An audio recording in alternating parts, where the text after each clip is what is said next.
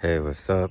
So today I'm gonna be talking about episode 8 of X-Men 97, which is called um, Tolerance's Extinction Part 1.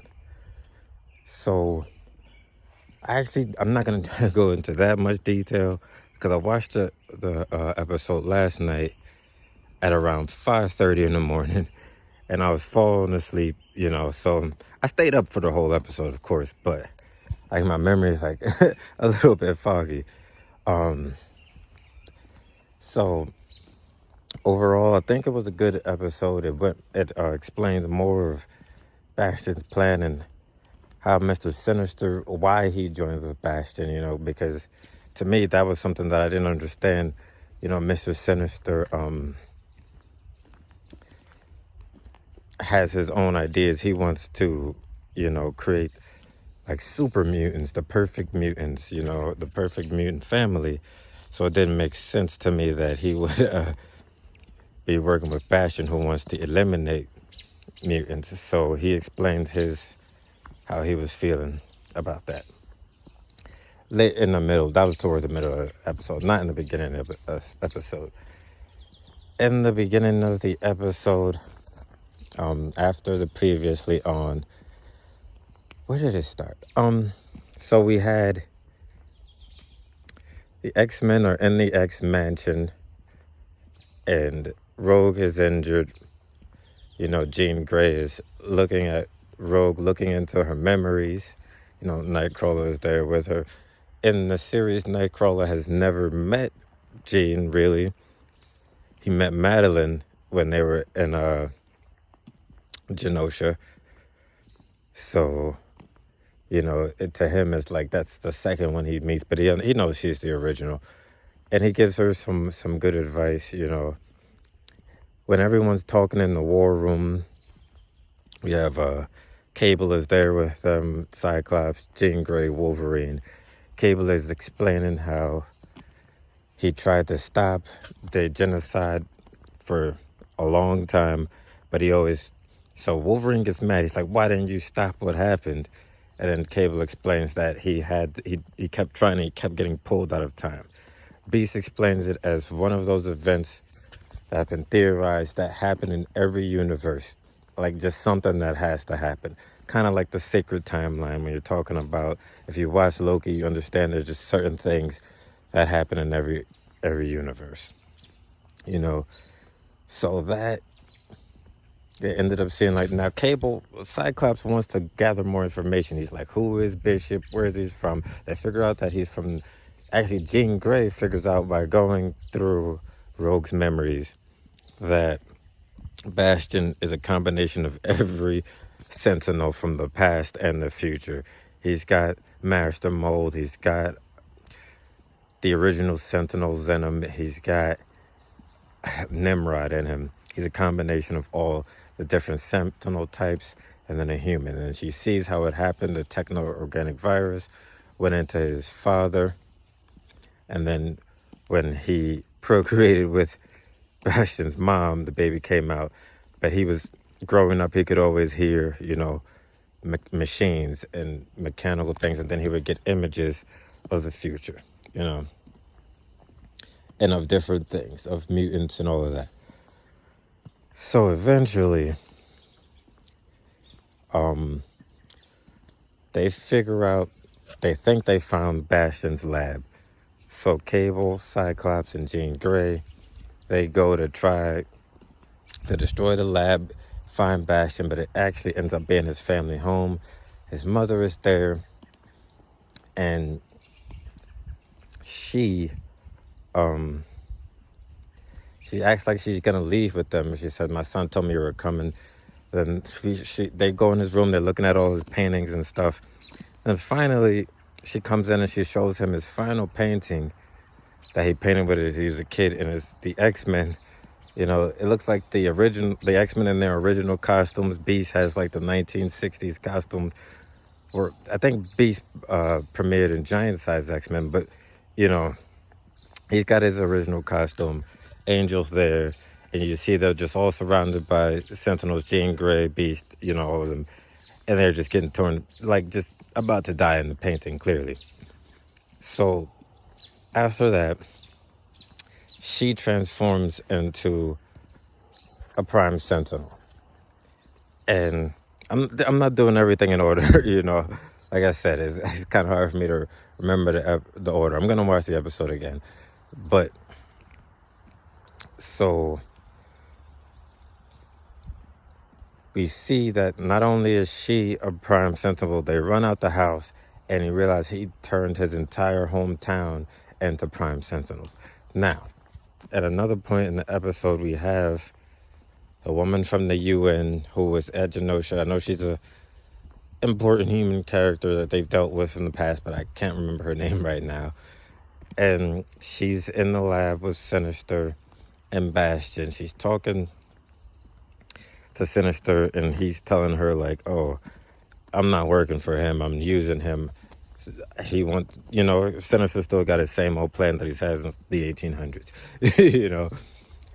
And then what happens is Bastion is showing her a lab.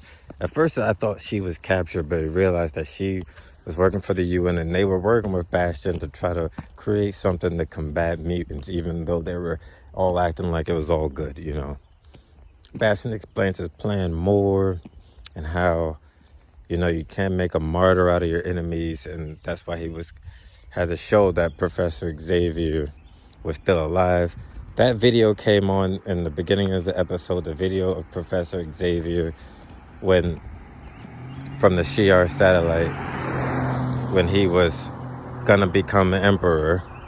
And so they're saying, oh, they're gonna use aliens. Of course, mutants are gonna use aliens to team up and take over Earth and blah, blah, blah. Everyone's scared of saying the X-Men lied about him being dead. Honestly, I would have hopped in the jet, flew to any news state. Like, what are they gonna do? You know, flew there, go on TV, and let them know what the truth is. First of all, we fucking thought he was dead. We had no idea that any of this was happening. Maybe they won't believe you, but who even fucking cares, since they building Prime Sentinels. But anyway, so now we have her being shown around the lab by Bastion, and he's showing her how the people are turned into Prime Sentinels. And then when they leave, they have no recollection of becoming Prime Sentinels and ever being there. And she was like, do these people even know what you're doing to them? And he's like, well, I'll leave out some details, you know, which means he's not telling them. He's like, all they know is that they're going to help. You know, they're afraid that they're being taken out by mutants. He's talking about, you know, a boss of a construction company firing 12 workers and then hiring one mutant with the strength of 10 men, you know. And so that's what people are afraid of course. You know, they don't want to lose their job. They don't want to be replaced. They don't want the next step in evolution. And so he's talking about how he evolved, which is something that he said in the previous episode. Like, he's the evolution of humans and Sentinels, and that they're going to try to eliminate mutants. Cable talks about the future also when they're in the war room, and he says that it was a utopia because the mutants were basically, any mutants that survived were enslaved. And so they used them to build bridges to make the perfect society on the backs of the mutants, you know, which X-Men have always been a allegory for marginalized groups. So you understand what they're saying there. But that was actually when Wolverine slammed his claws on the table. Why didn't you stop it? Cyclops is like, oh, calm down. Wolverine's like, oh, Daddy's here, blah, blah, blah. That was kind of funny. I knew he was going to say something, you know. And later on in the episode, when they're running from the town of Prime Sentinels, in the jets, when they're in the jet, you know, Jean Grey, she puts the puts Cable's seatbelt on him. And it was funny because earlier in the episode, she was saying she felt like, since she had all of Madeline's memories, she felt like he was still her son. And Nightcrawler said things along the line. He was like, what does it matter?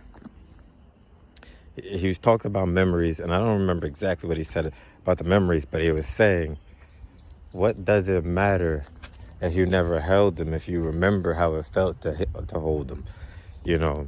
And then he said, you know, blood is blood, but you choose your family, you know?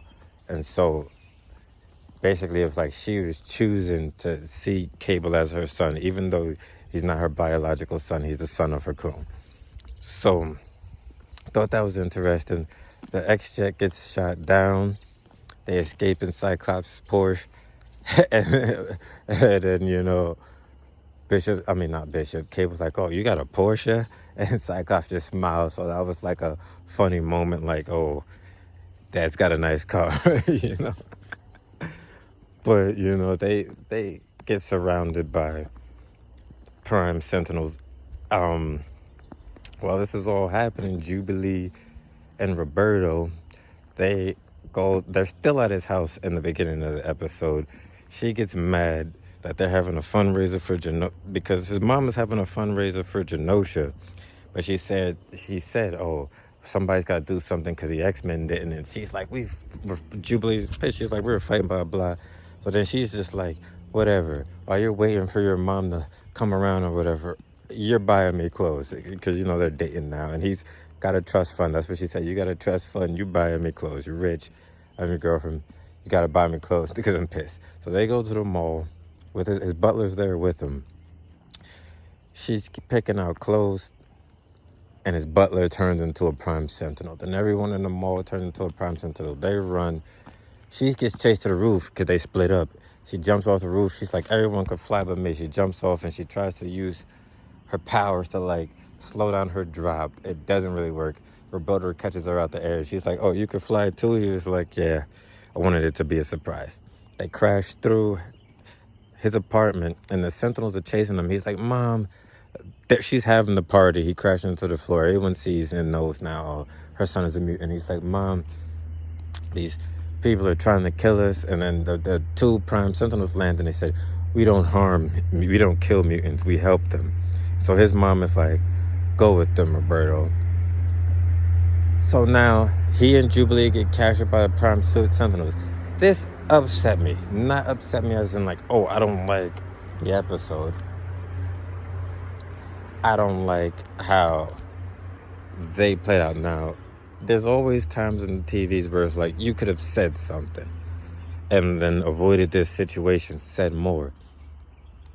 But I don't feel this is a time where they kept the person from saying something because they needed to, like to set up a plot point, or because they just made a smart character act dumb.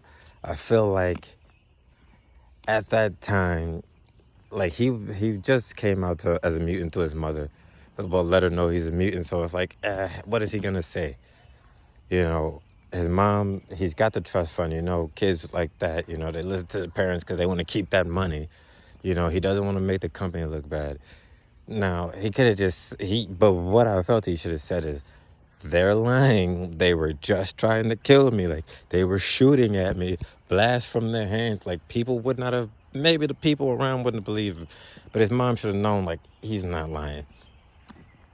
Like, why would I make up these people trying to kill me? You know? But maybe, you know, she did say that, oh, he lied in the past about his things burning down and his yacht burning down. So maybe she wouldn't have believed him if he had a history of lying. But still, this is like a different situation. So, also, the reporter, who I also forgot her name, but I do know that in the comics and stuff, she dated Beast or whatever.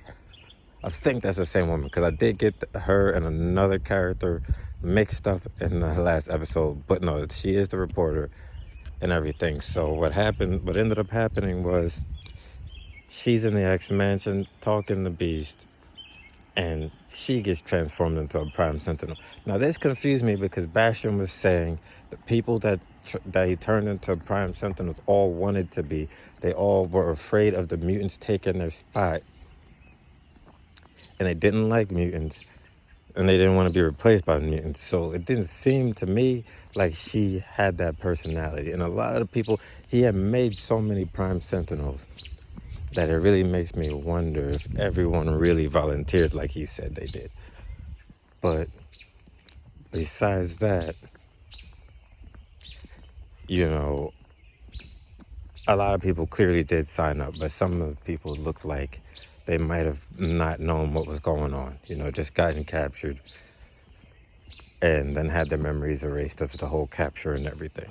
So anyway, she starts fighting Beast. She's whipping on him. Then, Cyclops, G, and Cable are running, fighting, trying to escape. They're blasting through a mountain, driving through a mountain. Cyclops is using his concussive blast to drill a hole through the mountain. Sentinels are facing them, shooting. Then, what happened next? Oh, yeah, at the X Mansion, Nightcrawler, Beast, Wolverine are fighting the Prime Sentinels. They're injuring them, but they just keep healing. And honestly, I don't like villains that are like that. I don't like villains that it seems like there's no possible way to beat them, But what happens is the woman from the UN that had saw Bastion's whole factory, and she was stuck there because he wanted her. I guess she was supposed to say something to the UN or make an announcement or whatever. But when Bastion is gone, Mr. Sinister calls and lets her know, and lets Bastion know that she released Magneto. And so Bastion returns to his lab, and he says, "You had to let the dog off the chain. What are you doing? Like, why'd you do it?" She said, "I was in Genosha. Wasn't surprised." She gives a really powerful speech about Beast. No one was surprised.